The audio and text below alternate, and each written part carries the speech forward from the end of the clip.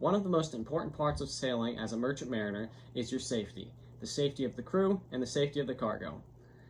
The three types of safety that I will be discussing today are medical safety, awareness and precautions needed to prevent hijacking and piracy, and finally, the proper PPE requirements needed while at sea.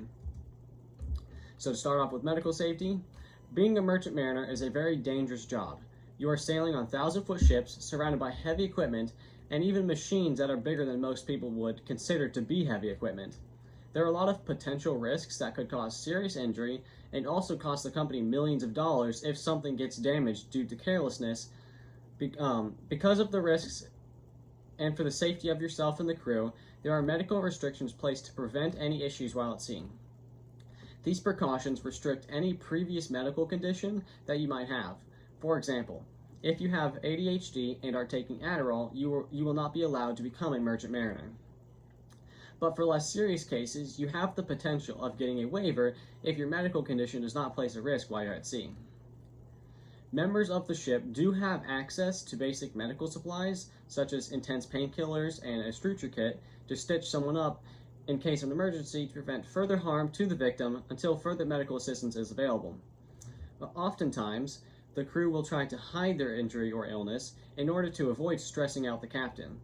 Qualified medical officers are stationed on the ship in case of an emergency, but you must know that these officers are not doctors, just properly trained individuals. The medical staff on the ship are not performing surgeries or any major medical procedures. They're basically there just to keep you alive if you're sick or injured until they can get you off the ship and to where you're able to receive proper medical care if necessary. So in the 1920s, the only way of getting medical help was to use the ship's radios to contact a physician that was stationed in an onshore facility to obtain the proper advice to deal with the injury or illness. But because of the technology of the time, this was not always an option. It was not always an option because of how far away the ship was to land. If the ship was within 200 nautical miles, high-speed lifeboats and or helicopters could be sent to your aid. And since the 1920s, there has been a lot of advancement in technology on and off the ship, and because of this, because of this and the inconsistency of the satellite towers from the 20s, the medical field has developed another method of getting aid to merchant ships. This new method is called telemedicine. Telemedicine is a program that uses everyday methods of contact, such as face-to-face video communication and email, to treat the injured or sick sailor while at deep sea. In the case of an emergency, where none of the forms of contact that I have just mentioned are possible, the medical officers have access to a satellite phone so that they can call for assistance.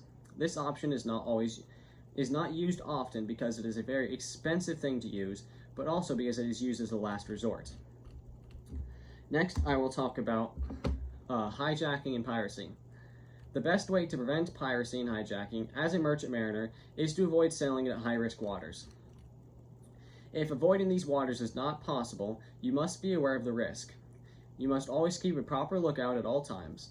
Depending on your cargo, you may be assigned a security team, which is made up of a few trained professionals that are retired Special Forces officers that have weapons with them. They are set on a 24-hour watch to deter all possible pirates before they get any chance of boarding your ship. Every week, there are safety meetings to plan where everyone is going to meet if a pirate boards the ship, because the only way of standing a chance of beating a pirate that boarded your ship without a security team with you is to gang up on him. You have got to remember that the pirates have guns, and on the ship, there are no weapons except the ones the security team has.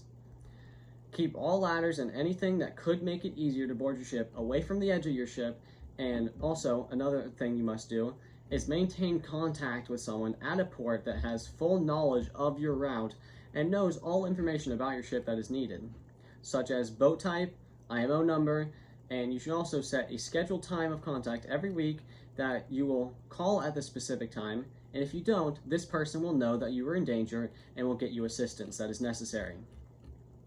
Another form of hijacking that you must be aware of are stowaways. When you're in foreign countries, you may come across stowaways while you are in port. There are meetings once a week to prepare you for this if it were to happen, and also searches of the whole ship before and after you leave the port to make sure that you don't come across some stranger. There are set words and phrases that are set to protect yourself if you find a stowaway and are put to gunpoint or in some sort of danger. Sometimes, when you come across a stowaway, they may want to see the captain or have some weird request. So, for an example, if I came across a stowaway while on a search and I am put to gunpoint, let's say he asks for the captain. Knowing that there is a distress phrase, Captain Jack, I could say on my radio, "Hey, has anyone seen Captain Jack? I'm looking for Captain Jack. I'm on deck A next to whatever, and if you see him, tell him I'm looking for him." This tells the rest of the crew that I'm in danger and where I am so they can come help me. And finally, I will discuss the proper PPE.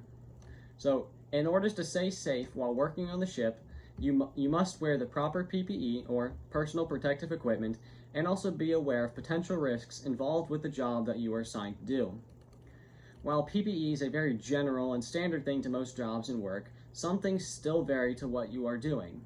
Some safety equipment includes safety helmet, eyes and ear protection, properly sized work clothes and harness, and wear proper steel-toe non-slip boots. Use proper work gloves when necessary.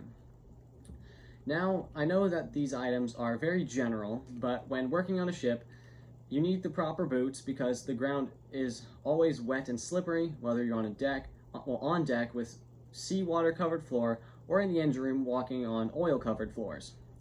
You are also surrounded by equipment that is very hot, but also made out of steel. Steel has the tendency to rust and can cause tetanus and infection, which is why you must wear work gloves and long clothes when in the engine room. There are also many fire hazards that could be very dangerous, and this is why you must wear the boiler suit when you're in the engine room as well. So, in conclusion, all personnel that are on merchant ships must be aware of all possible medical issues and dangers that can come with pirates. If someone on the ship is not informed of the issues or does not listen to the safety guidelines provided, could not only put themselves, but also the whole crew and cargo in jeopardy. Thank you.